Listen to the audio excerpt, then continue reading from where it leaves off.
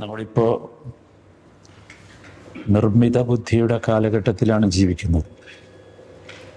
AI കാലഘട്ടത്തിൽ ഈ നിർമ്മിത ബുദ്ധി സത്യത്തിൽ മനുഷ്യബുദ്ധിയുടെ ഒരു പ്രൊഡക്റ്റാണല്ലോ, ഉൽപ്പന്നമാണല്ലോ. ആരാണ് യഥാർത്ഥത്തിൽ ബുദ്ധിമാൻ എന്ന ചോദ്യത്തിന് ഒരുപാട് ഉത്തരങ്ങളുണ്ട്. നമുക്കറിയാം, എല്ലാ മനുഷ്യരുടെയും ഭൗതിക ജീവിതവുമായി ബന്ധപ്പെട്ട ഭാഗധേയം നിർണ്ണയിക്കുന്നതിൽ വലിയ പങ്ക് വഹിക്കുന്നത് ബുദ്ധിയാണ്. ഭൗതിക ശാസ്ത്രമനുസരിച്ച് അതിബുദ്ധിയുള്ള ആളുകളെ കാണാറുണ്ട്, ശരാശരി ബുദ്ധിയുള്ളവരുണ്ട്, ദുർബലമായ ബുദ്ധിയുള്ളവരുണ്ട്, തീരെ ബുദ്ധിയില്ലാത്തവരുണ്ട്. സാധാരണയായി കാര്യങ്ങളൊക്കെ കൃത്യമായി വിലയിരുത്തുകയും വേണ്ട രീതിയിൽ ഇടപെടുകയും കാര്യങ്ങളെ ദീർഘവീക്ഷണത്തോടു കൂടി സമീപിക്കുകയും ഒരു കാര്യത്തിൻ്റെ അവസാനം വിജയകരമായി പൂർത്തീകരിക്കാൻ സാധിക്കുകയും ഒക്കെ ചെയ്യുന്നവരെയാണ് നമ്മൾ ബുദ്ധിമാന്മാർ എന്ന് പറയാറുള്ളത്. അതിലൊന്നാമത്തേത്, ഭാവിയെ മുന്നിൽ കണ്ട് മുൻകൂട്ടി പ്രവർത്തിക്കുന്നവരെയാണ് നമ്മൾ ബുദ്ധിമാന്മാർ എന്ന് പറയാറുള്ളത്. ഇപ്പോൾ ത്യാഗം സഹിച്ച് പഠിച്ചാൽ, നമ്മൾ കുട്ടികൾ, സാധാരണ വിദ്യാർത്ഥികളൊക്കെ കരുതാറുള്ളത്, ഇപ്പോൾ കുറച്ച് ത്യാഗം സഹിച്ച് പഠിച്ചാൽ ഭാവി ജീവിതം സുഖകരമാകും. ഇത് ചിന്തിച്ച് പഠിച്ച് മിടുക്കന്മാരായി നല്ല ജോലി നേടി മെച്ചപ്പെട്ട നിലവാരത്തിൽ ജീവിക്കുന്നവർ കുറേ ആൾക്കാരെ നമ്മൾ കണ്ടിട്ടുണ്ട്. അങ്ങനത്തെ ആൾക്കാർ, അവരെക്കുറിച്ച് നമ്മൾ പറയും അവർ മഹാബുദ്ധിമാന്മാരാണ്. നമ്മുടെ കൂട്ടത്തിലൊക്കെ അങ്ങനത്തെ ആളുകളുണ്ട്. പെട്ടെന്ന് ആരോഗ്യമുള്ള സമയത്ത് ജോലി ചെയ്ത് സമ്പാദിച്ചാൽ ആരുടെ മുമ്പിലും തലകുനിക്കാതെ അന്തസ്സായി ജീവിക്കാം എന്ന് കരുതുന്നവരാണ്. അതുകൊണ്ടാണ് നല്ല പ്രായത്തിൽ നമ്മളൊക്കെ ഗൾഫിലൊക്കെ വന്നത്. ജോലി ചെയ്ത് പണമുണ്ടാക്കി ചിലരൊക്കെ വലിയ സ്ഥാപനങ്ങൾ തുടങ്ങി, ഒരുപാട് സ്ഥാപനങ്ങൾ തുടങ്ങി, നല്ല സമ്പന്നനായി ജീവിതം മെച്ചപ്പെടുത്തി സുഖജീവിതം നയിക്കുന്ന ആളുകളുണ്ട്. ഇവരെ കണ്ടാൽ, അല്ലെങ്കിൽ ഇവരെക്കുറിച്ച് കേട്ടാൽ നമ്മൾ പറയും മഹാബുദ്ധിമാന്മാരാണ്. മറ്റൊന്ന്, പാരമ്പര്യമായി സ്വത്തുള്ള കുറേ ആളുകളുണ്ട്. വാപ്പാക്കും കുടുംബത്തിനൊക്കെ സ്വത്തുള്ളത് കൊണ്ട് സ്വത്ത് കിട്ടിയവർ, ആ സ്വത്ത് നശിപ്പിക്കാതെ സംരക്ഷിച്ച് നല്ല ജീവിതം നയിക്കുന്ന ആളുകളുണ്ട്. അവരെക്കുറിച്ച് നമ്മൾ പറയും അവർ മഹാബുദ്ധിമാന്മാരാണ്.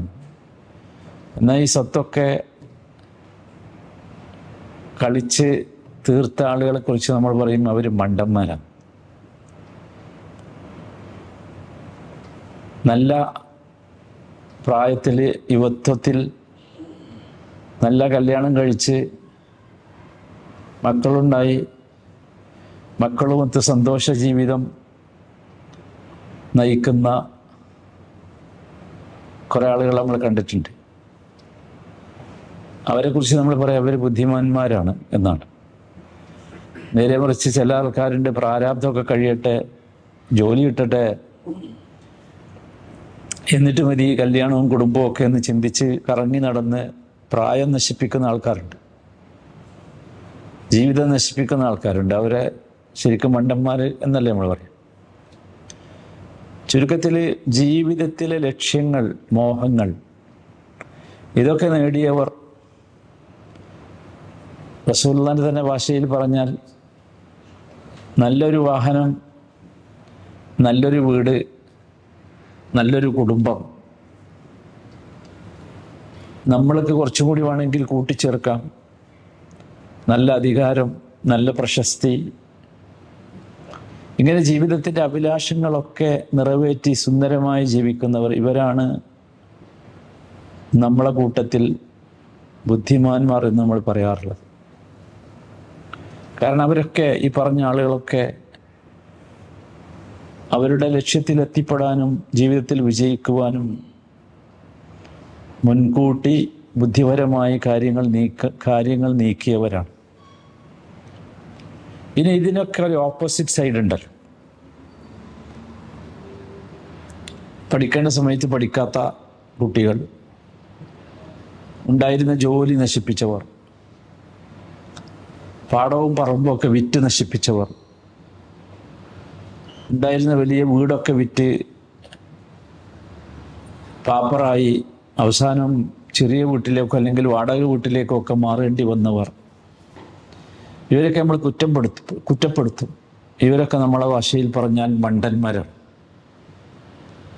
ഇതാണ് യഥാർത്ഥത്തിൽ ബുദ്ധിമാന്മാരുടെയും മണ്ടന്മാരുടെയും നമ്മുടെ വീക്ഷണത്തിലുള്ള ക്രൈറ്റീരിയ.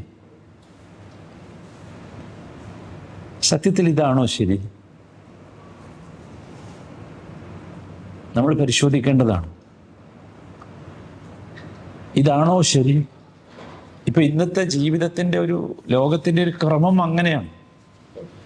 ഇവിടെ ഏറ്റവും വലിയ ബുദ്ധിമാൻ, ഏറ്റവും നല്ല സ്ഥാനമുള്ളവൻ, മാനമുള്ളവൻ, ഏറ്റവും വലിയ മാന്യൻ, അത് ഈ രീതിയിലൊക്കെ സമ്പാദിച്ച് പണമുണ്ടാക്കി പൊസിഷനുകളിലൊക്കെ എത്തി ദുനിയാവ് നന്നാക്കിയവനാണ്. എന്നാൽ നമ്മൾ ചിന്തിക്കേണ്ട സഹോദരങ്ങളെ, നബി സല്ലല്ലാഹു അലൈഹി വസല്ലമയോട് ചോദിച്ചു, ആരാണ് ബുദ്ധിമാൻ എന്ന്. അപ്പം അന്ന് ഈ ചോദ്യം ചോദിക്കുന്ന സമയത്ത് ഈ പറഞ്ഞ ഒന്നുമില്ലല്ലോ, ഇന്നത്തെ ഈ സംവിധാനങ്ങളൊന്നുമില്ല. അപ്പം നബി സല്ലല്ലാഹു അലൈഹി വസല്ലം പറഞ്ഞൊരു മറുപടിയുണ്ട്.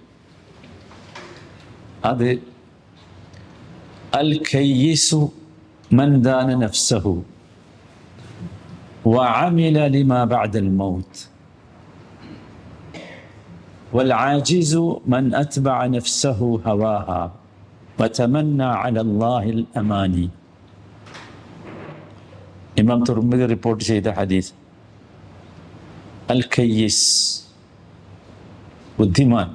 ഖയ്യിസ് എന്ന് പറഞ്ഞാൽ അതാണ്. ആരാണ് ബുദ്ധിമാൻ? മൻ ദാന നഫ്സഹു,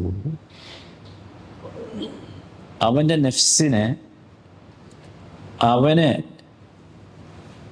ഒരു നിരീക്ഷണത്തിന് വിധേയമാക്കിയവനും, ഞാൻ എന്നെ ഒരു വിചാരണക്ക് വിധേയമാക്കുക, അവനാണ് ബുദ്ധിമാൻ. ഞാൻ എന്നെക്കുറിച്ച് ഇരുന്ന് ചിന്തിക്കുന്നേ. എന്നിട്ടോ എന്തിനാ ചിന്തിക്കുന്നത്? വഅമില ലിമാ ബഅദൽ മൗത്ത്, മൗത്തിന് ശേഷമുള്ള, മരണത്തിന് ശേഷമുള്ള കാര്യത്തിന് വേണ്ടി പ്രവർത്തിച്ചു, എന്നെ ഞാൻ നിരീക്ഷിച്ച ശേഷം. അവനാണ് ബുദ്ധിമാൻ.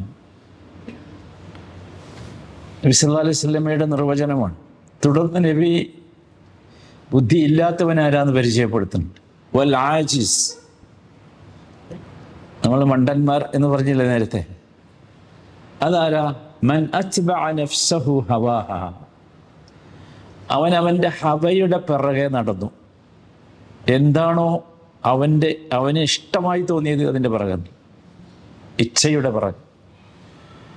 എന്നിട്ട് വതമന്ന അലല്ലാഹിൽ അമാനി, അവനെന്ത് ചെയ്തു? തമന്ന അലല്ലാഹി, അവനിങ്ങനെ ആഗ്രഹിച്ചിരുന്നിട്ട്, ഒരുപാട് ആഗ്രഹങ്ങൾ അല്ലാഹുവിനെ കുറിച്ച്. അൽ അമാനി, ഒരുപാട് മോഹങ്ങൾ. നമ്മൾ ശരിക്കും ചിന്തിക്കേണ്ട ഒരു വാചകമാണ് ഇത്. നമ്മുടെ ജീവിതത്തിലെ പ്രധാനപ്പെട്ട ഒരു കാര്യമാണ് ഈ പറഞ്ഞത്. അൽ ഖയ്യിസു മൻ ദാന നഫ്സഹു, വഅമില ലിമാ ബഅദൽ മൗത്ത്. ഈ ആശയമുള്ള ഒരുപാട് വാക്കുകൾ നബി സല്ലല്ലാഹു അലൈഹി വസല്ലം പറഞ്ഞിട്ട് എനിക്ക് തോന്നുന്നത് ജീവിതത്തിൻ്റെ ഫിലോസഫി ഈ രീതിയിൽ ഏറ്റവും കൂടുതൽ സംസാരിച്ചത് നബി സല്ലല്ലാഹു അലൈഹി വസല്ലം ആയിരിക്കും. കാരണം മറ്റാർക്കും ഇത് പറയാൻ കഴിയില്ലല്ലോ. മറ്റവർക്കൊക്കെ ഈ ഫിസിക്സും കെമിസ്ട്രിയും ബയോളജിയൊക്കെ അല്ലേ പറയാൻ പറ്റുള്ളൂ. മെറ്റീരിയൽ വേൾഡിലുള്ളതേ പറയാൻ പറ്റുള്ളൂ. ഇതിനപ്പുറത്തുള്ള കാര്യമാണ് പറയും. അപ്പം സത്യത്തിൽ യഥാർത്ഥ ബുദ്ധിമാന്മാർ എന്ന് പറഞ്ഞാൽ, ബുദ്ധിമാൻ എന്ന് പറഞ്ഞാൽ ആരാ? മൻ ദാന നഫ്സഹു. അതാണ് എനിക്ക് എന്നെ വിചാരണ നടത്താൻ സാധിക്കണം. എന്താണ് വിചാരണ? ആ വിചാരണയിലാണ് യഥാർത്ഥത്തിൽ നമുക്ക് നമ്മളെ പിടിച്ചു വെക്കാൻ സാധിക്കുക. ഒന്നാമത്തെ കാര്യം അതാണ്.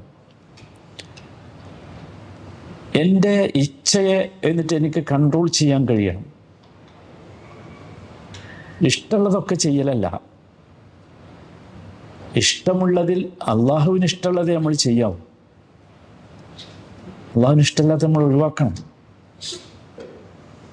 എൻ്റെ ഭാവിയെക്കുറിച്ച് ഞാൻ ചിന്തിക്കണം. എൻ്റെ ഭാവി എന്ന് പറഞ്ഞാൽ ഈ ചെറിയ കാലം ജീവിക്കുന്ന ഭാവിയല്ല, എൻ്റെ ഒറിജിനൽ ലൈഫുണ്ട്.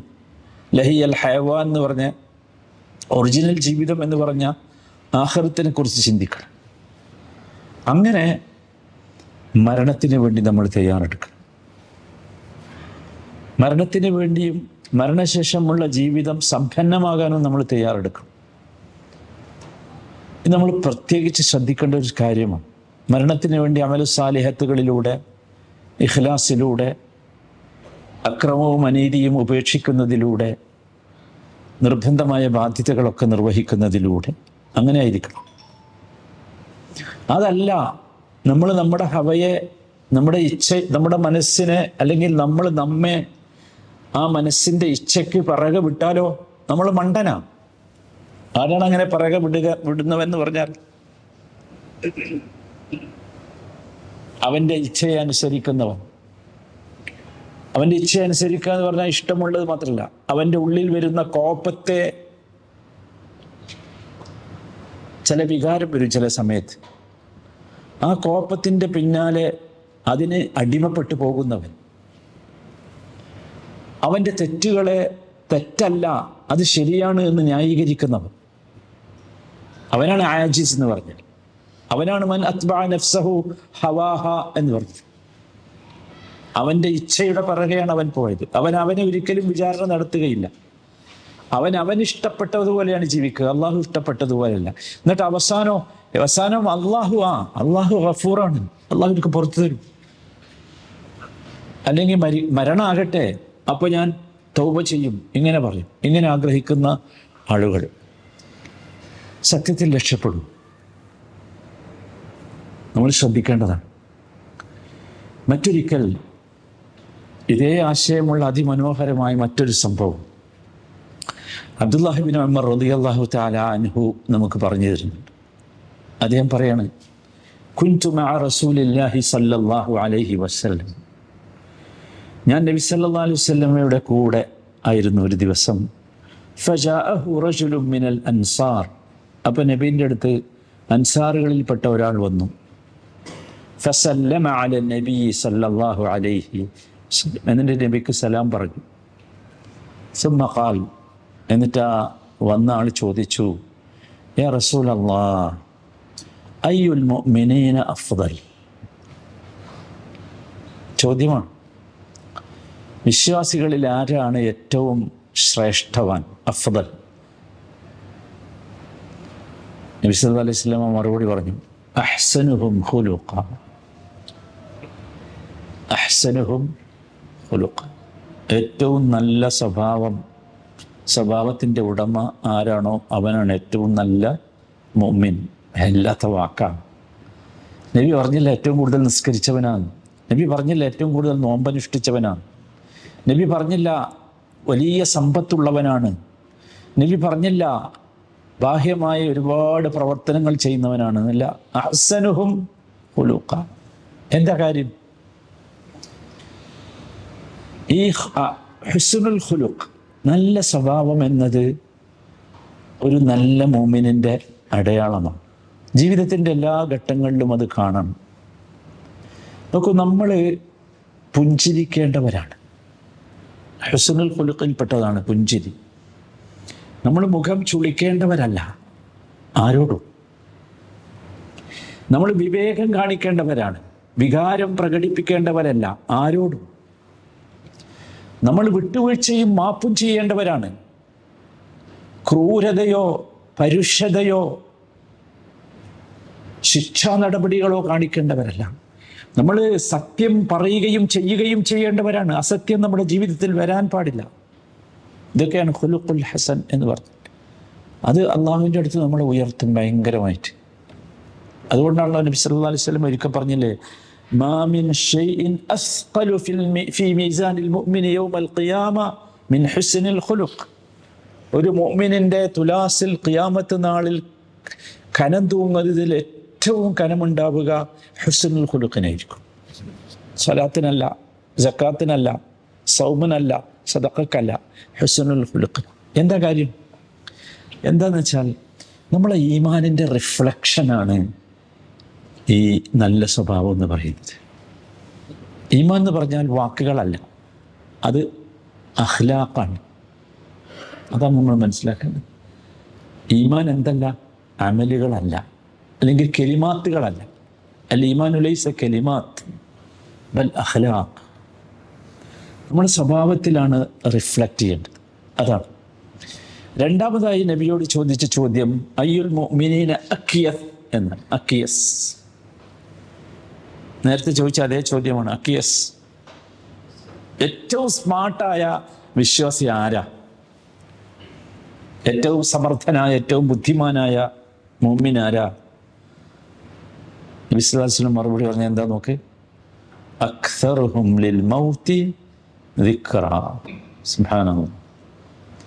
അക്സറുഹും ലിൽ മൗതി ദിക്റാ. ഏറ്റവും കൂടുതൽ മരണത്തെ ഓർക്കുന്നത് ആരാണോ അവനാണ്. നമ്മൾ കുറേ ദിവസമായി, ഇപ്പം കുറേ ആഴ്ചയായി മരണത്തെ കുറിച്ചാണ് സംസാരിച്ചു വരുന്നത്. എന്തിനെങ്ങനെ സംസാരിക്കണേ? അതിന് കാരണം ഇതാ.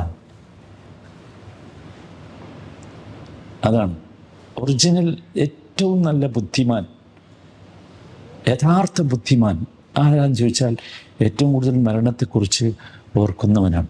എന്താ അങ്ങനെ ചെയ്തുണ്ടാകുക? എന്തുകൊണ്ടാണ് അവൻ ഏറ്റവും വലിയ ബുദ്ധിമാനായത്?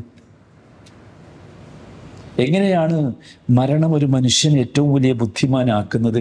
നമ്മൾ പഠിച്ചത് അതൊന്നും അല്ലല്ലോ, അല്ലെങ്കിൽ നമ്മുടെ ലോകത്ത് കാണുന്നത് അതൊന്നും അല്ലല്ലോ. നമ്മൾ ബുദ്ധിമാന്മാർ എന്ന് പറയുന്നത് ആരാണ്? നമ്മൾ ആമുഖമായി പറഞ്ഞല്ലോ ആരൊക്കെയാണ് നമ്മുടെ വീക്ഷണത്തിൽ. എന്തുകൊണ്ട് ചോദിച്ചാൽ നോക്കൂ, ഒന്നാമത്തെ കാര്യം, ഈ മരണചിന്ത മനുഷ്യനെ, അല്ലെങ്കിൽ മനുഷ്യൻ്റെ മനസ്സിനെ തെറ്റുകളിൽ നിന്ന് തടഞ്ഞു നിർത്തും. ആലോചിച്ച് നോക്കും. ഇതില്ലാതെ പോയാൽ, ഞാൻ പറയണ്ടല്ലോ എൻ്റെ വിപരീതം എന്താണ് എന്ന്. നോക്കൂ, ഓരോ സമയത്തും ഇതെൻ്റെ ലാസ്റ്റ് മൊമെൻ്റ് ആണെന്നൊന്ന് കരുതി നോക്കൂ. ഒരു ദിവസം നമ്മൾ ഉറങ്ങാൻ പോകുമ്പോൾ ഇതെൻ്റെ അവസാനത്തെ ബെഡിലേക്കുള്ള പോക്കായിരിക്കുമെന്ന് ആലോചിച്ച് നോക്കൂ. ഒരു നമസ്കാരം നിർവഹിക്കുമ്പോൾ ഇതെൻ്റെ അവസാനത്തെ നമസ്കാരമാണെന്ന് കരുതി നോക്കൂ. നമ്മൾ രക്ഷപ്പെടും. അതാണ്. നോക്കൂ, മരണത്തെക്കുറിച്ചുള്ള ചിന്ത നമുക്ക് തൗബയുടെ വാതിൽ തുറന്നു തരും. നമുക്കെപ്പോഴും തെറ്റുവരും. മനുഷ്യനാണ്, തെറ്റുവരാത്ത മനുഷ്യനല്ല, മലക്ക. തെറ്റുവരും. പക്ഷെ തെറ്റുവരുമ്പോൾ നമുക്ക് തസ്വീഫിന് സമയമില്ല. സൗഫ നാളെ ആകാം, മറ്റന്നാളാകാം, അടുത്ത നിസ്കാരത്തിൽ. നോ, കാരണം ഇതെൻ്റെ ലാസ്റ്റ് മൊമെൻ്റ് ആകാം. സോ നമുക്ക് തൗബയുടെ വാതിൽ അത് തുറന്നു തരും. നമ്മുടെ പ്രിഫറൻസുകളൊക്കെ മാറും. അതാണ് ഞാൻ പറഞ്ഞത്. പ്രിഫറൻസ് മാറും. എൻ്റെ ജീവിതത്തിൻ്റെ ക്രമത്തിലെ ഒന്നാമത്തേത് എന്താകണം? ഇപ്പം നമുക്ക് എന്താ പ്രിഫറൻസ്? നമ്മുടെ ഫസ്റ്റ് പ്രിഫറൻസ് എന്താ? സെക്കൻഡ് എന്താ? തേർഡ് എന്താ? എത്രാമത്തെ പ്രിഫറൻസ് ആയിട്ടാണ് നമുക്ക് അള്ളാഹുവിനെ കുറിച്ചുള്ള ചിന്തയും മറ്റു കാര്യങ്ങളൊക്കെ ഉള്ളത്? നമ്മൾ ആലോചിക്കണ്ടേ സഹോദരന്മാരെ? ആലോചിക്കണ്ടേ? നമ്മൾ ആലോചിക്കണ്ടേ? എന്നിട്ട് നബി പറഞ്ഞു വഅഹ്സനുഹും ലിമാ ബഅദഹു ഇസ്തിഅദാദാ. സുബ്ഹാനല്ലാഹ്. വഅഹ്സനുഹും ലിമാ ബഅദഹു ഇസ്തിഅദാദാ. മരിച്ചു പോയ ശേഷമുള്ള ജീവിതത്തിന് വേണ്ടി, നല്ല ജീവിതത്തിന് വേണ്ടി ഏറ്റവും നല്ല തയ്യാറെടുപ്പ് നടത്തിയവൻ. ഇപ്പൊ മരണത്തെക്കുറിച്ചുള്ള ചിന്ത മാത്രം പോരാ, മതിയോ? മരിക്കൊന്ന് ചിന്തിച്ചാൽ മാത്രം മതിയോ? പോരാ. അതിനുവേണ്ടി തയ്യാറെടുപ്പ് വേണം, ഒരുങ്ങണം. എങ്ങനെ ഒരുങ്ങുക? ആലോചിച്ച് നോക്കൂ. എപ്പോഴും നമുക്ക് തൗബ ചെയ്യാൻ കഴിയണം, സത്യസന്ധമായ തൗബ ഉണ്ടാകണം. അതുപോലെ ഇഖ്ലാസോട് കൂടി ഇബാദത്ത് ചെയ്യാൻ കഴിയണം, അതുപോലെ നമ്മുടെ പരലോക ജീവിതത്തിൻ്റെ വിജയത്തിന് ആവശ്യമായ വിജ്ഞാനം നമ്മൾ കരസ്ഥമാക്കണം. ഇതൊക്കെ നമ്മൾ ദുനിയാവിൻ്റെ വിഷയത്തിൽ ചെയ്യുന്നതാണ്. അതുപോലെ നമ്മുടെ ബാധ്യതകൾ നമ്മൾ പൂർണ്ണമായി നിർവഹിക്കണം. ഓരോ ദിവസവും നമ്മൾ ചിന്തിക്കണം, എൻ്റെ ബാധ്യതകൾ നിർവഹിച്ചു കഴിഞ്ഞിട്ടുണ്ടോ. അതുപോലെ അക്രമങ്ങളിൽ നിന്ന് നമ്മൾ അകന്നു നിൽക്കണം. ആരെയും നമ്മൾ ദ്രോഹിക്കരുത്, നമുക്കതിന് പാടില്ല. അതുപോലെ അള്ളാഹുവിനെ കുറിച്ചുള്ള ദിക്ർ നമ്മൾ എപ്പോഴും നിലനിർത്തണം. അള്ളാഹുവിനെ കുറിച്ചുള്ള ഓർമ്മ പച്ച പിടിച്ചു നിൽക്കണം എപ്പോഴും. അതുപോലെ നിർബന്ധമായി ചെയ്യേണ്ട കർമ്മങ്ങളിലെ ഏറ്റവും പ്രധാനമായ സ്വലാത്ത്, നമസ്കാരത്തെക്കുറിച്ചുള്ള സൂക്ഷ്മത നമുക്ക് എപ്പോഴും ഉണ്ടാകണം.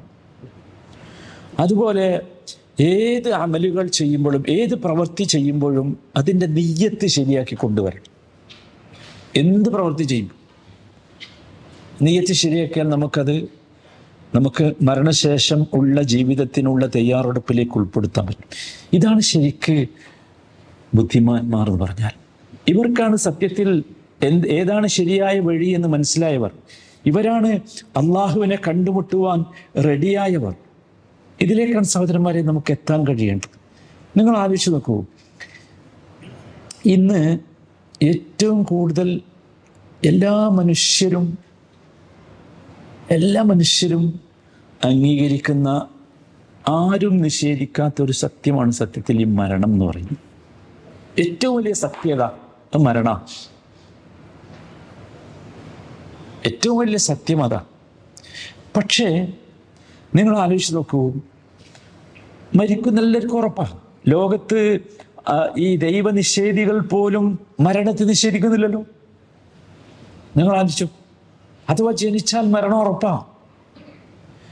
മരണം എന്താന്ന് നമ്മൾ മനസ്സിലാക്കിയിട്ടുണ്ട്. അതുകൊണ്ട് ഞാനത് അധികം പറയാത്തത്. മരണം എന്ന് പറഞ്ഞ ഒരു ദുശ്ശകുനമല്ല. മരണം എന്ന് പറഞ്ഞാൽ ഒരു പ്രശ്നമല്ല നമ്മെ സംബന്ധിച്ചിടത്തോളം. ജനിച്ചാൽ മരിക്കും ഉറപ്പാ. അപ്പൊ നമ്മൾ എന്ത് ചെയ്യണം? നമുക്ക് മനസ്സിലായിട്ടുണ്ട് ഈ ജീവിതം നശ്വരമാണ്, വരാനുള്ള ജീവിതം ശാശ്വതമാണ്, അല്ലേ? നമുക്കറിയാതെ. അപ്പൊ അതുകൊണ്ട് ശാശ്വതമായ നമ്മുടെ ജീവിതത്തിലേക്ക് ആവശ്യമായ വിഭവങ്ങൾ ഒരുക്കുവാനുള്ള ഒരു തയ്യാറെടുപ്പ്. അവനാണ് ബുദ്ധിമാൻ. നോക്കൂ, നമ്മൾ ഒന്നുകൂടി തിരിച്ചറിയണം, ഈ ജീവിതവും ഈ ജീവിതത്തിലെ സുഖങ്ങളും സൗകര്യങ്ങളും ഒക്കെ താൽക്കാലികമാണ്. വളരെ താൽക്കാലികം എന്ന് വെച്ചാൽ വളരെ താൽക്കാലികം. സെക്കൻഡുകളുടെ പോലും വാറണ്ടി ഇല്ലല്ലോ ഇതിന്, ഇല്ലല്ലോ. അപ്പൊ ശാശ്വതമായ ജീവിതത്തിലെ സുഖ സൗകര്യത്തിന് വേണ്ടി പരിശ്രമിക്കുന്നവനാണ് ബുദ്ധിമാൻ എന്ന് പറയുന്നത്. നിങ്ങൾ ആലോചിച്ച് നോക്കൂ, നമ്മളൊരു ശരാശരി 60 വയസ്സ് വരെ ജീവിക്കും, അല്ലേ? നിങ്ങൾ ആലോചിച്ച് നോക്കും, ആ 60 വർഷത്തെ ജീവിതത്തിന് വേണ്ടിയല്ലേ നമ്മുടെയൊക്കെ അധ്വാനം, അല്ലേ? പച്ചയായിട്ട് പറയാം. അതിലൊതുക്കിയില്ലേ നമ്മുടെ ലക്ഷ്യങ്ങളൊക്കെ, നമ്മുടെ ആഗ്രഹങ്ങളൊക്കെ ഈ 60-ൽ ഒതുക്കിയില്ലേ? 60-ലോ 70-ലോ ഒക്കെ എത്ര ഒതുക്കിയില്ലേ? സത്യത്തിൽ നമ്മൾ ഭയങ്കര വിഡ്ഢികളല്ലേ? റസൂൽ പറഞ്ഞതല്ലേ നേര്? നമ്മൾ ഈ കഠിനാധ്വാനമൊക്കെ എന്തിനാ? ഈ 60 വർഷത്തെ അല്ലെങ്കിൽ 70 വർഷത്തെ ജീവിതം മനോഹരമാകാൻ വേണ്ടിയാണ്. നിങ്ങൾ ആലോചിച്ച് നോക്കൂ, ഇന്നൊരു കുട്ടി ജനിച്ചു വീണ് 3-ാമത്തെ വയസ്സ് മുതൽ അവന് ഔപചാരികമായ വിദ്യാഭ്യാസം തുടങ്ങാം, അല്ലേ? KG എന്ന് പറഞ്ഞൊരു സാധനം ഉണ്ടല്ലോ. നീണ്ട 20-25 വർഷം അവൻ പഠിക്കും. എന്നിട്ട് സയൻസോ ടെക്നോളജിയോ എഞ്ചിനീയറിങ്ങോ ബിരുദോ മെഡലോ അംഗീകാരങ്ങളോ PhD ഒക്കെ കിട്ടും. ഇതുണ്ടാക്കാൻ വേണ്ടി ഇവൻ കഠിനാധ്വാനം ചെയ്യും. എന്തിനു വേണ്ടിയാ? എത്ര വയസ്സായി? 25 വയസ്സ്. ഇനി എത്രയും ബാക്കിയുള്ളത്? എന്തിനായിരുന്നു ഇത്? ഇത് വേണ്ടെന്നല്ല ഞാൻ പറഞ്ഞത്. പക്ഷെ നമ്മൾ ചിന്തിക്കണം, എന്തുമാത്രം നിസ്സാരമാണത്. എന്തിനായിരുന്നു ഇത്? 25 വയസ്സ് വരെ ഇവൻ കഠിനാധ്വാനം ചെയ്തത് പിന്നുള്ള ഒരു 40 വർഷം ജീവിക്കാനാണതേ. അത്രേ ഉള്ളൂ. അവസാനങ്ങൾ ആലോചിച്ച് നോക്കൂ. ഈ 40 കൂടി കഴിഞ്ഞ് ഒരു 60-ലോ 65-ലോ 70-ലോ ഒക്കെ ഇവൻ ഈ ലോകത്തോട് വിട പറയുമ്പോൾ, അല്ലെങ്കിൽ അവന്റെ ആയുസ് എന്ന ചാപ്റ്റർ ക്ലോസ് ചെയ്യുമ്പോൾ, സത്യത്തിൽ അവൻ പഠിച്ച സയൻസിനോ ടെക്നോളജിക്കോ എഞ്ചിനീയറിങ്ങിനോ അവന്റെ മരണത്തെ തടുക്കാൻ കഴിയുമോ?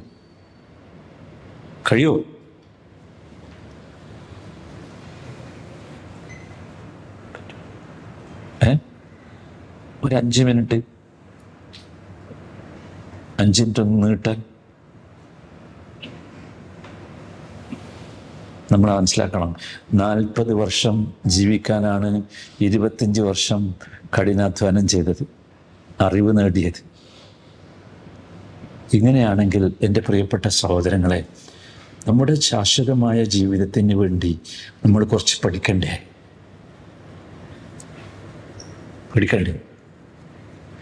നമ്മുടെ ശാശ്വതമായ ജീവിതത്തിന് വേണ്ടി കുറച്ചുകൂടി ഒന്ന് സീരിയസ് ആണ്ടേ നമ്മൾ?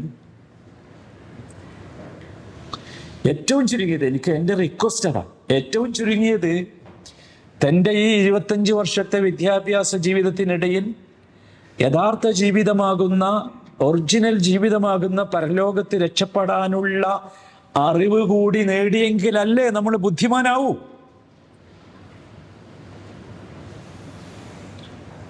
നബി സല്ലല്ലാഹു അലൈഹി വസല്ലം പറഞ്ഞത് വല്ലാത്ത വാക്കാണ്. നബി പറഞ്ഞു ഒരിക്കൽ, മൻ സലക ത്വരീഖൻ യബ്തഗി ഫീഹി ഇൽമൻ സഹലല്ലാഹു ലഹു ത്വരീഖൻ ഇലൽ ജന്ന. ഒരാള് വിജ്ഞാനം സമ്പാദിക്കുന്ന മാർഗത്തിലേക്ക് പ്രവേശിച്ചാൽ, പക്ഷേ ആ മാർഗം അള്ളാഹുവിൻ്റെ, നോക്കൂ, ശാശ്വതമായ ജീവിതത്തിലെ സുഖത്തിന് വേണ്ടിയുള്ള, സൗകര്യത്തിന് വേണ്ടിയുള്ള വിജ്ഞാന സമ്പാദനമാണ് ആകണം. അങ്ങനെയാണെങ്കിൽ സഹലല്ലാഹു ലഹു ത്വരീഖൻ ഇലൽ ജന്ന. എന്തൊരു എളുപ്പമാക്കി തന്നതാ! അള്ളാഹു അവന് സ്വർഗത്തിലേക്കുള്ള വഴി വളരെ എളുപ്പമാക്കി കൊടുക്കും. ഇമാതിരി ഒരു എളുപ്പം നിങ്ങൾ ഏതെങ്കിലും ഒരു വിദ്യാഭ്യാസത്തിന് കണ്ടിട്ടുണ്ടോ? നമ്മൾ ആലോചിക്കും, നമ്മളെ ആരോഗ്യകാലം മുഴുവൻ ഈ ദുനിയാവിലെ ജീവിതം മെച്ചപ്പെടുത്താൻ വേണ്ടി ഈ മരുഭൂമിയിൽ അധ്വാനിക്കുകയാണ് നമ്മൾ. ഒടുവിൽ ഒരു നിലയിലെത്തുമ്പോൾ ആയുസ് ബാക്കിയാകാൻ നമുക്ക് കുറച്ച് കാലമായിരിക്കും. ആ തുച്ഛമായ ജീവിതത്തിന് വേണ്ടി പരലോകത്തെ മാറ്റിവെച്ച് ജീവിച്ചു തീർത്തവൻ സത്യത്തിൽ അവനല്ലേ വിഡ്ഢി? റസൂൽ പറഞ്ഞത് നേരല്ലേ? അല്ലേ? നമ്മൾ സഹോദരന്മാരെ ശരിക്കും ശ്രദ്ധിക്കണം. അല്ലാഹു സുബ്ഹാനഹു വ തആല സൂറത്ത് ശുഅറായിൽ ഒരു കാര്യം പറയുന്നു, മൻ കാന യുരീദു ഹർസൽ ആഖിറ നസിദ് ലഹു ഫി ഹർഫി വമൻ കാന യുരീദു ഹർസൽ ദുനിയ നുഅതിഹി മിൻഹാ വമാ ലഹു ഫിൽ ആഖിറതി മിൻ നസീബ്. വല്ലാത്തൊരു വാക്കാണ്, പേടി തോന്നും ചിലപ്പോൾ. മൻ കാന യുരീദു ഹർസൽ ആഖിറ നസിദ് ലഹു. ആരെങ്കിലും പരലോകത്തെ കൃഷിയാണ് ആഗ്രഹിക്കുന്നതെങ്കിൽ നാം അവന് നസിദ് ലഹു ഫി ഹർസി, അവന്റെ കൃഷി നാം വർദ്ധിപ്പിച്ചു കൊടുക്കും. ആഗ്രഹിച്ചാൽ മതി, കിട്ടും. പക്ഷെ നമ്മൾ ആഗ്രഹിച്ചിട്ടില്ല. നമ്മൾ ഈ ടെക്നോളജിയുടെ പിറകെ മാത്രമാണ് നമ്മൾ.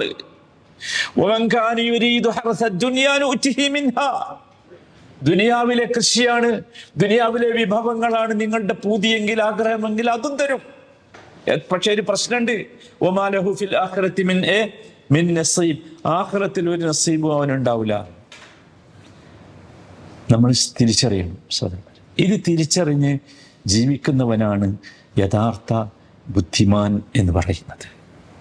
ഇതാണ് നമ്മൾ മനസ്സിലാക്കേണ്ട ഏറ്റവും വലിയ സംഗതി. നമുക്ക് നല്ല കുടുംബജീവിതമുണ്ട്, നല്ല വാഹനമുണ്ട്, നല്ല സൗകര്യങ്ങളുണ്ട്, നല്ല വീടുണ്ട്. ഇതിലൊക്കെ നമ്മൾ സായുജ്യമടഞ്ഞ് ഇത് മതി, ഇതിലൊക്കെ സായുജ്യമടഞ്ഞ് ജീവിക്കുകയാണോ വേണ്ടത്? അതല്ല, ഇതൊന്നും ശാശ്വതമല്ല. ഒരു കാറ്റടിച്ചാൽ, ഒരു വൈറസ് വന്നാൽ, ഒരു ബോംബ് വീണാൽ ഇതൊക്കെ നഷ്ടപ്പെടും എന്ന് വിചാരിക്കലാണോ? എന്നിട്ട് ആ ശാശ്വതമായ ജീവിതത്തിന് വേണ്ടിയുള്ള പരിശ്രമമാണോ ബുദ്ധി? നമ്മൾ മനസ്സിലാക്കണം, നമ്മൾ ആലോചിക്കണം. നമുക്കൊരു കാര്യം നമ്മൾ മനസ്സിലാക്കി തരും. നിങ്ങൾ എത്ര നല്ല ബെഡ്റൂമിൽ ഉറങ്ങിയാലും അവസാനത്തെ ഉറക്കം ആരോ ഔദാര്യമായി തന്ന 6 അടി മണ്ണിലല്ലേ? നമ്മളിത് കൂടിയല്ല. നിങ്ങൾ എത്ര വില പിടിച്ച ബെഡ്റൂമിലാണ് ഉറങ്ങി?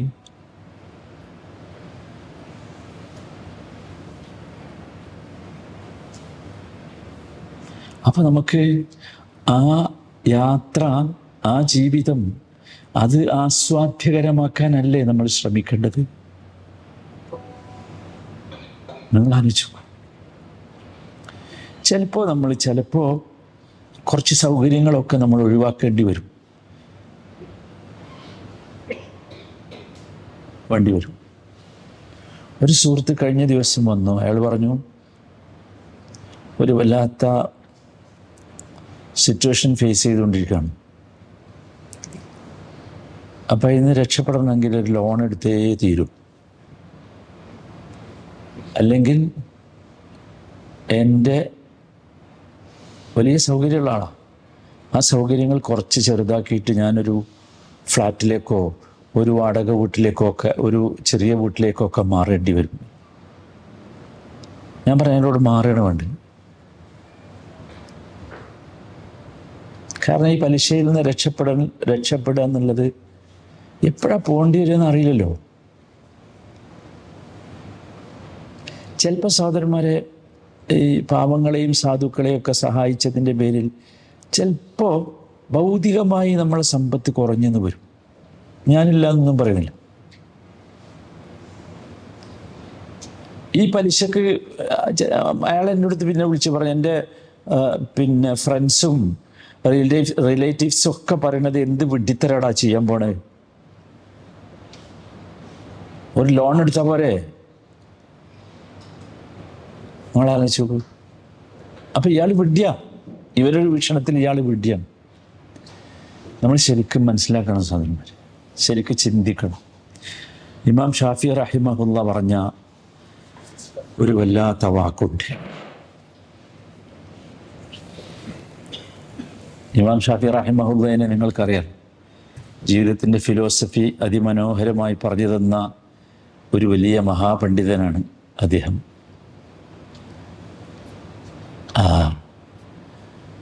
അദ്ദേഹം പറയുന്നുണ്ട്, നമ്മളെപ്പോഴും ചിന്തിക്കേണ്ട പ്രധാനപ്പെട്ട ഒരു കാര്യമാണ്.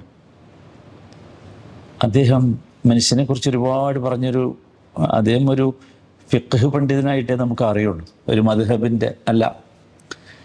വലിയ നല്ലൊരു കവിയാണ്, സാഹിത്യകാരനാണ്, അതിലേക്കാണ് ഒരു നല്ലൊരു ഫിലോസഫറായിരുന്നു. ജീവിതത്തെക്കുറിച്ച് പറഞ്ഞു അദ്ദേഹം പറയുന്നുണ്ട്, അഅഖലുന്നാസ് മൻ തറക ദുനിയാ ഖബ്ല അൻ തത്റുകഹു. അഖൽ എന്ന് പറഞ്ഞാൽ ബുദ്ധിയാണ്. ജനങ്ങളുടെ കൂട്ടത്തിൽ ഏറ്റവും ബുദ്ധിയുള്ള ആരാന്നറിയും? മൻ തറക ദുനിയാ, ദുനിയാവിനെ ഒഴിവാക്കിയവനാണ്. ഖബ്ല അൻ തത്റുകഹു, ദുനിയാവ് അവനെ ഒഴിവാക്കണതിന് മുമ്പ്. ദുനിയാവ് അവനെ ഒഴിവാക്കുക എന്ന് പറഞ്ഞാൽ അവൻ്റെ മുമ്പ് നമ്മൾ ദുനിയാവിനെ ഒഴിവാക്കുക എന്ന് പറഞ്ഞാൽ നിങ്ങൾ ജോലി ചെയ്യേണ്ടെന്നാ, പഠിക്കേണ്ടതാ? അല്ല സഹോദരന്മാരെ, നമ്മൾ അതിന്മേൽ കെട്ടിയിടരുത്. നമ്മൾ ഫുൾ ടൈം എൻഗേജ്ഡാ. എന്തിനു നീ എൻഗേജ്ഡായി? എന്തിനു ഫുൾ ടൈം എൻഗേജ്ഡാ? ചില ആളുകൾക്ക് ഉറക്കം കൂടിയില്ല, ഉറക്കല്ല, വിശ്രമല്ല, എക്സസൈസ് ഇല്ല, നല്ല ഭക്ഷണം കഴിച്ചിട്ടില്ല, ഭയങ്കരമായിട്ട്. അങ്ങനെ കാര്യം നമുക്ക് നോക്കും, നമുക്ക് ദുനിയാവ് ആവശ്യമുള്ള എടുക്കുക. പിറകെ പോയാൽ നമ്മൾ നശിച്ചു പോകും. എന്തായാലും ഒരു ദിവസത്തിൽ നമ്മൾ ഒഴിവാക്കും.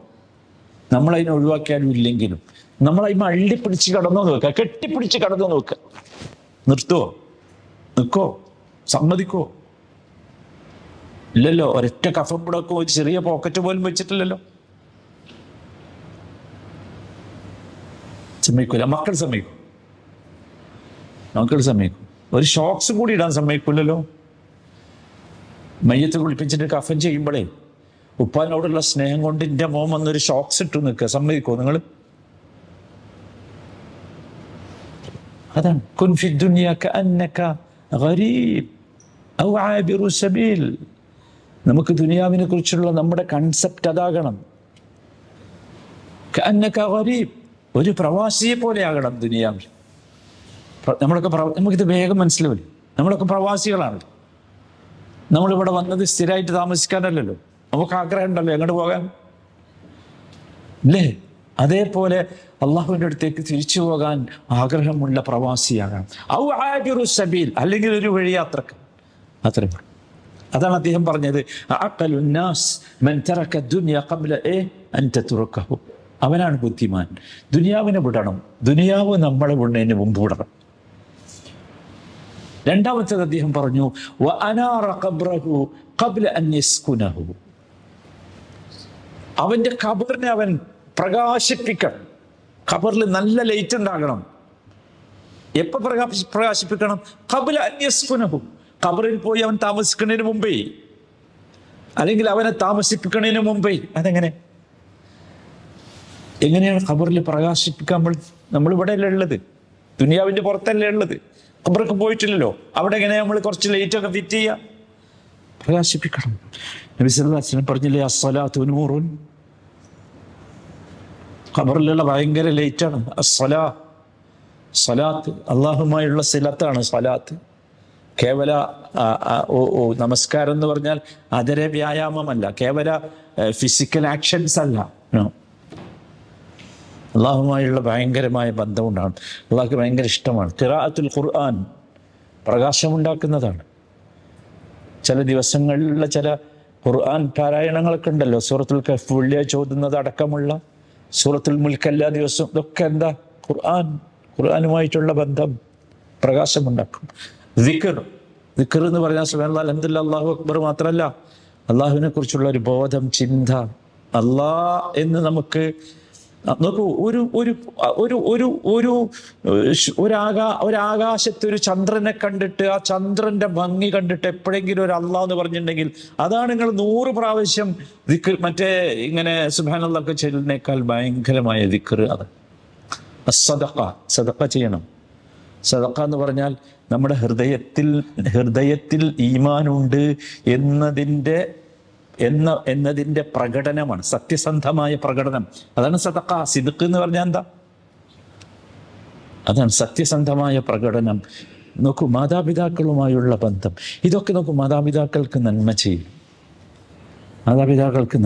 മാതാപിതാക്കളോട് ഒരിക്കൽ പോലും സഹോദരന്മാരെ ശ്രദ്ധിക്കണം, ഒരു മോശമായ വാക്ക് വന്നു പോകരുത്. അവരോട് നന്മ ചെയ്യണം.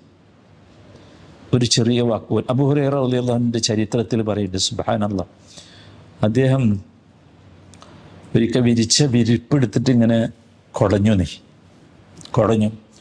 കുടഞ്ഞപ്പോൾ അതിൽ കുറച്ച് പൊടി ഉണ്ടായിരുന്നു. അത് ഉമ്മ മുമ്പിലിരിക്കുന്നുണ്ടായിരുന്നു. ഉമ്മൻ്റെ മുഖത്തേക്കായി. എത്ര ദിവസമാണ് അദ്ദേഹം കരഞ്ഞത്. സിമ്പിളാണ് നമ്മുടെ വീക്ഷണത്തിൽ. ഒന്നും ചെയ്തിട്ടില്ലല്ലോ, ഞാൻ അറിഞ്ഞു ചെയ്തതല്ലേ. അത്രയും നമ്മൾ ശരിക്കും ശ്രദ്ധിക്കണം. ഇതൊക്കെ നമ്മുടെ ഖബറിലെ വെളിച്ചത്തിൻ്റെ കാരണം. മൂന്നാമതായി അദ്ദേഹം പറഞ്ഞു,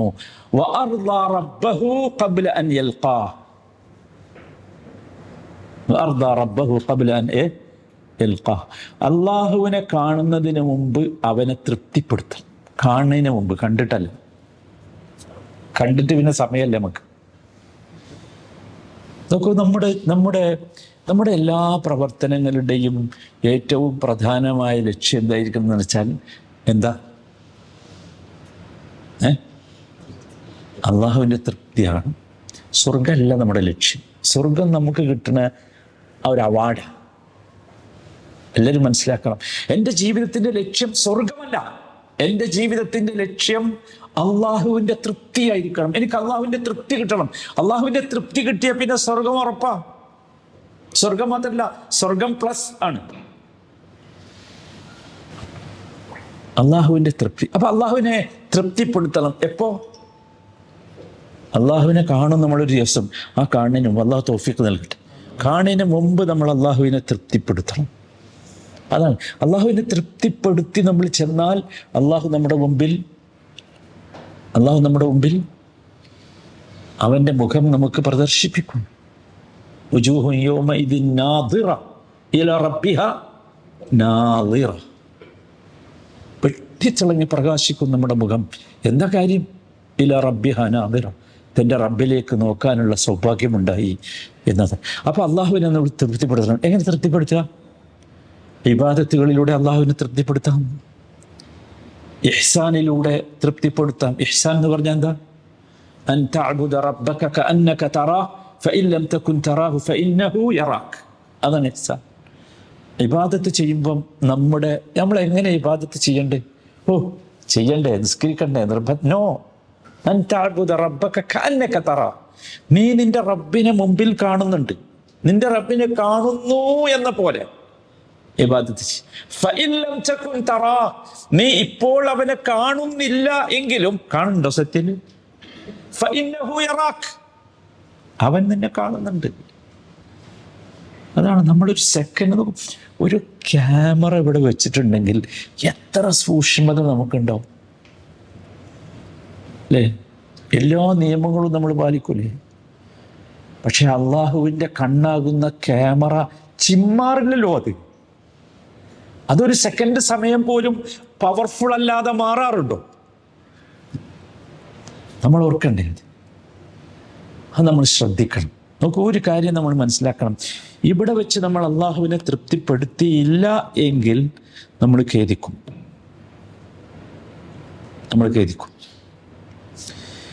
നാലാമതായി അദ്ദേഹം പറഞ്ഞു, ഇമാം ഷാഫി റഹിമഹുല്ലാഹ് പറഞ്ഞു, വസല്ലിൽ ജമാഅ ഖബ്ല അൻ തുസല്ല അലൈഹി, നിനക്ക് വേണ്ടി നമസ്കരിക്കപ്പെടുന്നതിന് മുമ്പ് നീ ജമാഅത്തായിട്ട് നിസ്കരിച്ചു. നമുക്ക് വേണ്ടി നിസ്കരിക്കുക ജമാഅത്തായിട്ടായിരിക്കും.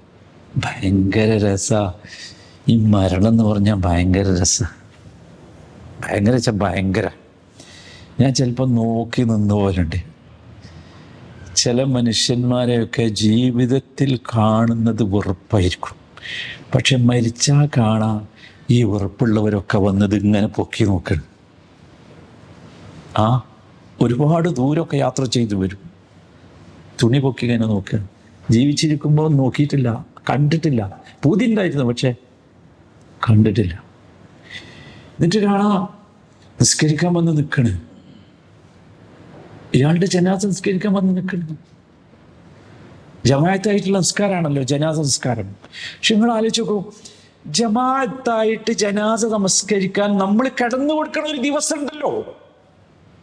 ഇപ്പൊ നമ്മൾ ബിസിയാ, നമ്മൾ പറയണ സമയമല്ല, തിരക്ക, ശൂല, പിടിച്ചു കൊണ്ടുപോയി കിടത്തൂലേ? അതാണ് അദ്ദേഹം പറഞ്ഞത്. ഭയങ്കര അതാണ് വസല്ലിൽ ജമാഅ ഖബ്ല അൻ തുസല്ല അലൈഹി. നമ്മൾ ശ്രദ്ധിക്കണം സഹോദരന്മാർ. എന്നിട്ട് അവസാനം അദ്ദേഹം പറഞ്ഞു, വഹാസിബ് നഫ്സഹു ഖബ്ല അൻ യുഹാസബ്, ഏറ്റവും വലിയ ബുദ്ധിമാൻ അവനാണ്. ഹാസബ നഫ്സഹു ഖബ്ല അൻ യുഹാസബ്, വിചാരണ ചെയ്യപ്പെടുന്നതിന് മുമ്പ് അവനെ തന്നെ വിചാരണ നടത്തി. ഇതാണ് ഇതിൻ്റെ റൈറ്റ് ടൈം, ശരിയായ സമയം ഇതാണ്. നമ്മൾ നമ്മളെ വിചാരണ നടത്തണം. കാരണം നമുക്കൊരു വലിയ വിചാരണയെ അഭിമുഖീകരിക്കേണ്ടതുണ്ട്. വലിയ ഒരു വിചാരണ. ആ വിചാരണ ചിലപ്പോൾ ലഘുവാവും. ഹിസാബൻ യസീറ എന്ന് പറഞ്ഞിട്ടുണ്ട്, ലഘുവായ വിചാരണ. ചിലപ്പോൾ ഹിസാബൻ അസീറ ആയിരിക്കും. യസീറിൻ്റെ നേരെ ഓപ്പോസിറ്റ് വേർഡാണ് അസീർ. ഭയങ്കര കടുപ്പമുള്ള വിചാരണ ആയിരിക്കും. നമ്മൾ ഏതിലായിരിക്കും ഉണ്ടാകാം? ചില ആളുകളെ വിചാരണ ഇല്ലാതെയും കൊണ്ടുപോകും. മാഷാ അല്ലാഹ്, ഫ്രീ പാസ് ഉണ്ടാവും. ഒന്നും ചോദിക്കൂല. നമ്മളെ ഈ ഗേറ്റ് മതി, ഞാൻ പോയാൽ മതി, നമ്മളെ മുഖം കണ്ടാൽ മതിയല്ലോ, കടന്നു പോകും. ഞാൻ ഈ ഗേറ്റിലൂടെ പോകുമ്പോൾ എനിക്കതാ തോന്നിട്ട്, നമ്മൾ വെറുതെ തന്നെ കണ്ണ് കാണിച്ചാൽ മതി. അബുദാബി എയർപോർട്ടിലേ ഒന്നും വേണ്ട, വിരലും വേണ്ട, കയ്യും വേണ്ട, പാസ്പോർട്ടും വേണ്ട, ഒന്നും വേണ്ട, അങ്ങനെ നിന്നാൽ മതി. ശരിക്കും ഓർമ്മ വരും അത്. കുറച്ച് ആൾക്കാർ പോകുമെന്ന് പറഞ്ഞിട്ട് എങ്ങനെ ഹിസാബില്ല. അതാ കൂട്ടി നമ്മൾ ഉൾപ്പെടുത്തുമാറാകട്ടെ. ഭയങ്കര സംഭവമാണ്. നമ്മളെ കണ്ണുക്ക് നോക്കിയിട്ട് നമ്മളാണ് വിടുകയാണെങ്കിൽ. അപ്പൊ അതുകൊണ്ട് നോക്കൂ, ആ ബുദ്ധിമാൻ എന്ന് പറഞ്ഞാൽ ഹാസബ നഫ്സഹു ഖബ്ല അൻ യുഹാസബ്. ഉമർ ഇബ്നുൽ ഖത്താബ് പറയുന്നു എല്ലാവരോടും, ഹാസിബു അൻഫുസകും ഖബ്ല അൻ തുഹാസബു കുല്ല യൗം. എല്ലാ ദിവസവും നമ്മളെ വിചാരണ നടത്തണം. നോക്കൂ, ഈ നമ്മൾ കിടന്നുറങ്ങാൻ പോകുന്ന സമയം ഏറ്റവും നല്ല സമയമാണ് വിചാരണ നടത്താൻ. കാരണം ഉറങ്ങുകയാണ്. ഉറക്കം എന്ന് പറഞ്ഞാൽ മരണമാണല്ലോ, പോവുകയാണ്, ലാസ്റ്റ് മൊമെൻ്റാണ്. ചിലപ്പോൾ നാളെ നേരം വെക്കുമ്പോൾ നമ്മൾ ഉണ്ടാവില്ല. നമ്മൾ ആത്മാവിനെ അള്ളാഹു പിടിച്ചു കൊണ്ടുപോവാണ് ഉറക്കിൻ്റെ സമയത്ത്. ഖുർആൻ പറഞ്ഞിട്ടില്ലേ, തിരിച്ചു തന്നെങ്കിലേ ഉള്ളൂ. നമ്മൾ ചെയ്യുന്ന പ്രാർത്ഥനയിലൊക്കെ അതുണ്ടല്ലോ.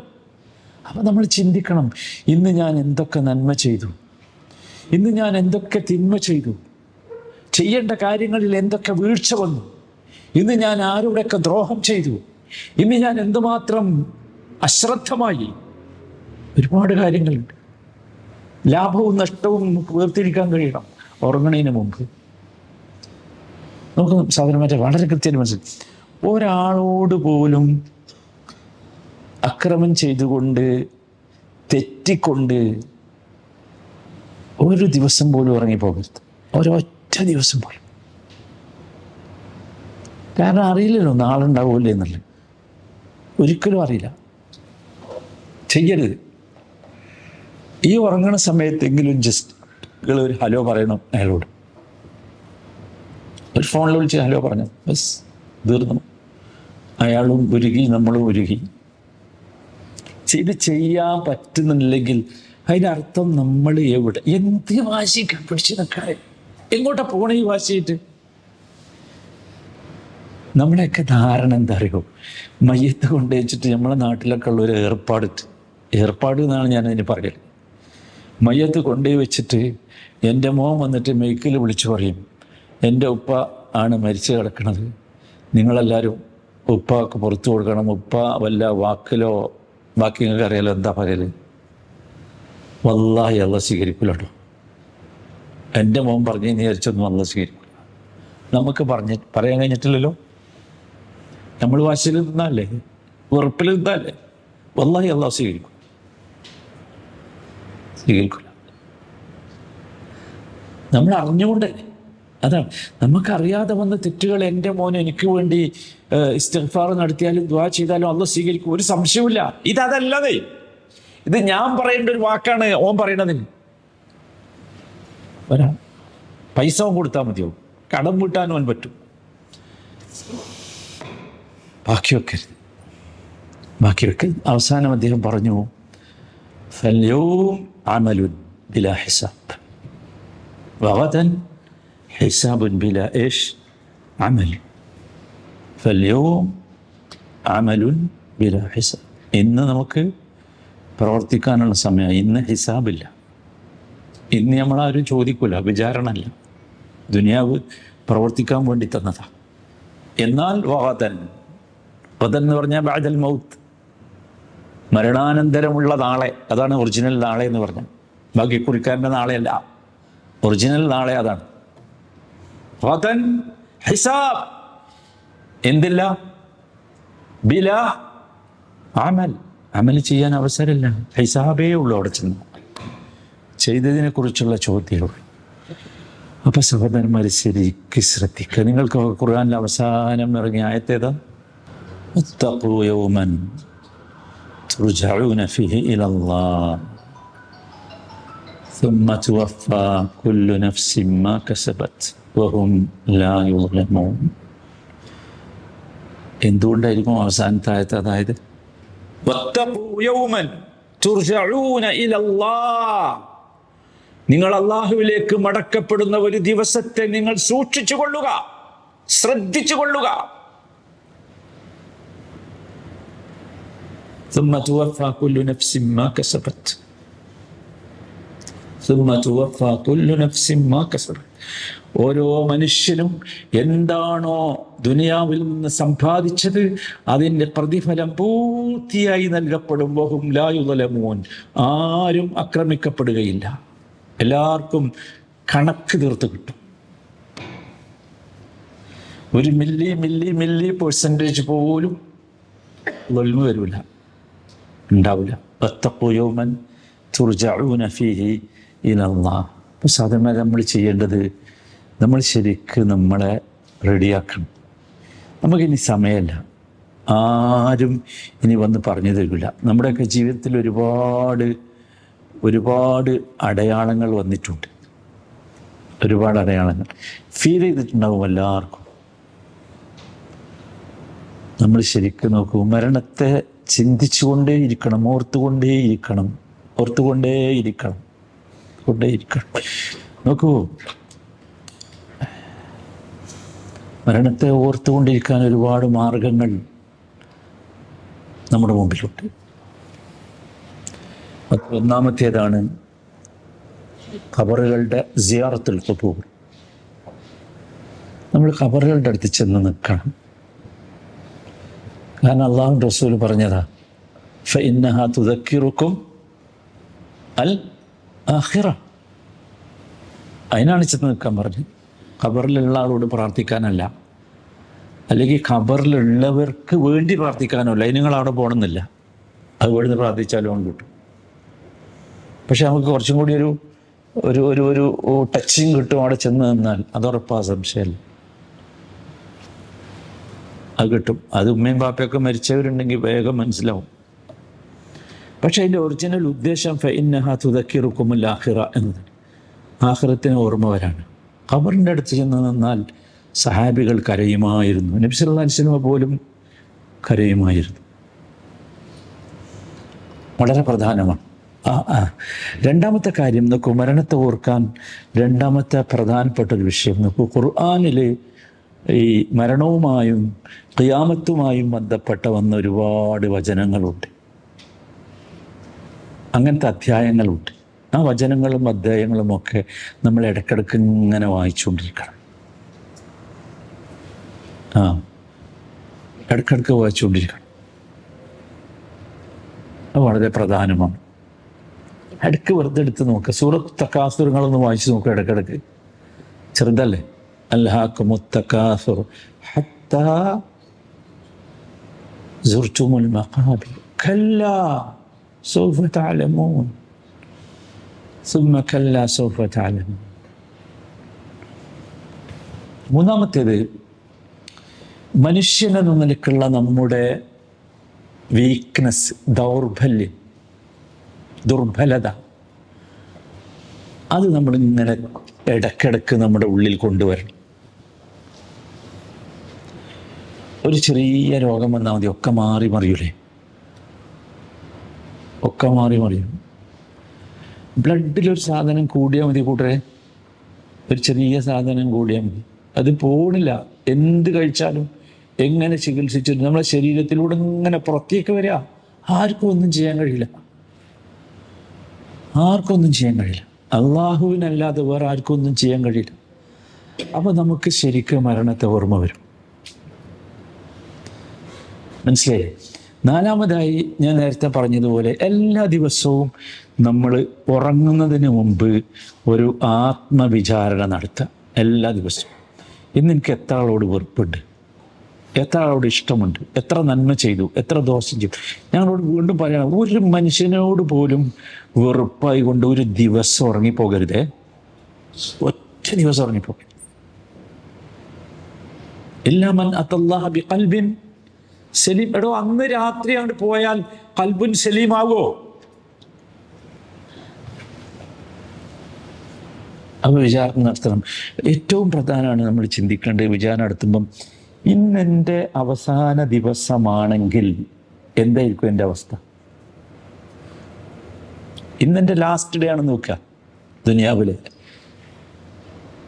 എന്തായിരിക്കും എൻ്റെ അവസ്ഥ? ചിന്തിക്കണം. നോക്കൂ, അവസാനം നമ്മളെല്ലാവരും നോക്കൂ, അള്ളാഹുവിനോട് ധാരാളമായി ദുആ ചെയ്യണം. നബി സല്ലല്ലാഹു അലൈഹി വസല്ലമയുടെ ഒരു പ്രാർത്ഥനയായിരുന്നു, അല്ലാഹുമ്മ ജഅൽ ഖൈറ അയ്യാമി യൗമ അൽഖാക്, അല്ലാഹുമ്മ ജഅൽ ഖൈറ അയ്യാമി യൗമ അൽഖാക്, അല്ലാഹുമ്മ ജഅൽ, ഇജഅൽ അറിയാലല്ലോ, അല്ലാഹുമ്മ ജഅൽ ഖൈറ അയ്യാമി, എൻ്റെ ദിവസങ്ങളിലെ ഏറ്റവും നല്ല ദിവസമാക്കണം. ഏതിനെ? യൗമ അൽഖാക്, ഞാൻ നിന്നെ കണ്ടുമുട്ടുന്ന ദിവസം. അതേതാ? മരിക്കണ ദിവസം. മരണമാണ് ആദ്യത്തെ കണ്ടുമുട്ടൽ. അല്ലാഹുമ്മ ജഅൽ ഖൈറ അയ്യാമി യൗമ അൽഖാക്. ഭയങ്കര, ഞാൻ നിങ്ങളോട് പറഞ്ഞിട്ടുണ്ടല്ലോ, മരണം ഭയങ്കര നോക്കൂ ഹാപ്പിയസ്റ്റ് മൊമെൻ്റ് ആയിരിക്കും നമ്മുടെ ജീവിതത്തിൽ. ഏറ്റവും നല്ല ദിവസം അതായിരിക്കും. അപ്പം ഇതാണ് ഇതിനെ മരണത്തെ ഓർത്തുകൊണ്ടിരിക്കാനുള്ള ചില വഴികൾ. ഇനി നിങ്ങളിങ്ങനെ ആലോചിക്കുക എന്താ ചെയ്യേണ്ടത് എന്നുള്ളത്. നമ്മളിതിനെ ഇവിടെ അവസാനിപ്പിക്കുകയാണ്. ഒരുപാട് ദിവസമായി ആഴ്ചകളായി മരണത്തെക്കുറിച്ച് പറയുന്നു. പിന്നെ നിങ്ങൾക്ക് തന്നെ വെറുപ്പായിട്ടുണ്ടാവും. പക്ഷേ എന്താ പ്രശ്നം എന്ന് പറയുന്നത്, ഇതൊരു വല്ലാത്ത വിഷയമാണ്. വല്ലാത്ത വിഷയം പറഞ്ഞാലൊന്നും എവിടെയും അവസാനിക്കണില്ല. എനിക്കിത് തന്നെ പറയാൻ തോന്നണുള്ളൂ. അതാണ് എൻ്റെ പ്രശ്നം. എപ്പോഴും ഇത് തന്നെ പറയാനാ തോന്നുന്നത്. അതാണ് എൻ്റെ പ്രശ്നം. എല്ലാ വെള്ളിയാഴ്ചയും നമ്മൾ കേൾക്കുന്നുണ്ട്, വലാ തമൂതുന്ന ഇല്ലാ വഅൻതും മുസ്ലിമൂൻ. അല്ലാഹു സൗഭാഗ്യം നമുക്കൊക്കെ നൽകുമാറാകട്ടെ. ഈ ഓഡിറ്റോറിയത്തിൽ ഒരുമിച്ച് കൂടിയതുപോലെ നാളെ അള്ളാഹുവിൻ്റെ ഫിർദൗസുൽ അലയിൽ ഒരുമിച്ച് കൂടാനുള്ള മഹാസൗഭാഗ്യം അള്ളാഹു നമുക്ക് ഓരോരുത്തർക്കും നൽകുമാറാകട്ടെ. ഏറ്റവും സന്തോഷമുള്ള മുഹൂർത്തമായി നമ്മുടെ മരണസന്ദർഭം അള്ളാഹു നമുക്ക് മാറ്റിത്തരുമാറാകട്ടെ. ഫാത്തിറസ് സമാവാതി വൽ അർദ് അൻത വലിയുനാ ഫിദ്ദുനിയ വൽ ആഖിറ توفنا مسلمين وألحقنا بالصالحين. صلى الله وسلم على سيد المرسلين وعلى آله وصحبه أجمعين والحمد لله رب العالمين.